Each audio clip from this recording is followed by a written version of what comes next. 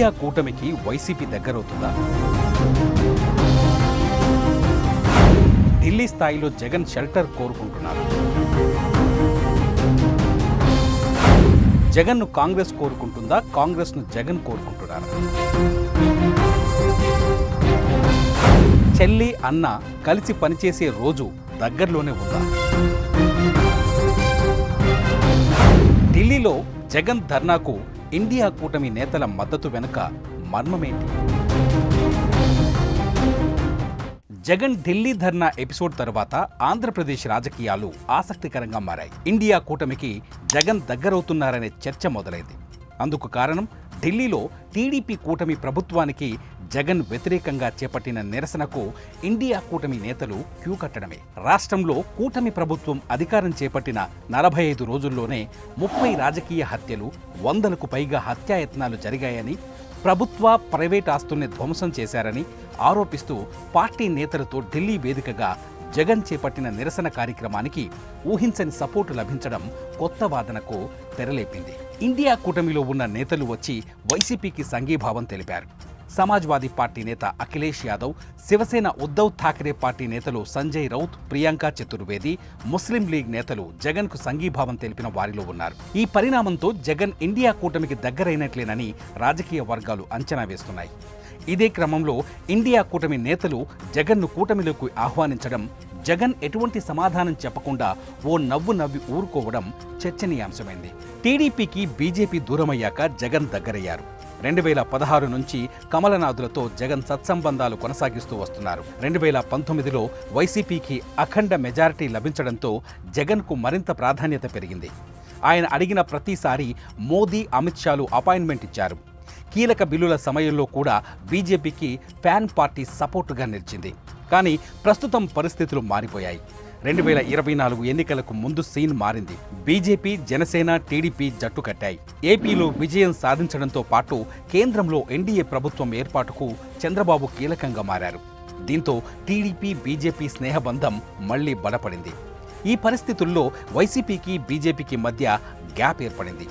ఇటీవల స్పీకర్ ఎన్నికల్లో కాంగ్రెస్ పార్టీ తరఫున ఇండి కూటమి అభ్యర్థిని నిలబెట్టిన జగన్ మాత్రం బీజేపీకి ఓటు వేసి మీతోనే మేము అంటూ సంకేతం పంపారు. కానీ ఇటు రాష్ట్రంలో బీజేపీ, జనసేనతో కలిసి ఉండడంతో వైసీపీ దూరంగా ఉండడమే మేలని బీజేపీ భావిస్తున్నట్టు రాజకీయ వర్గాల్లో చర్చ నడుస్తోంది. ఢిల్లీ ధర్నా నేపథ్యంలో మోదీని కలిసి ఫిర్యాదు చేయాలని అపాయింట్మెంట్ కోరినా అవకాశం దక్కకపోవడమే అందుకు నిదర్శనం. తాజా రాజకీయ పరిణామాల నేపథ్యంలో ఢిల్లీలో జగన్కు ఓ సపోర్టు కావాలి.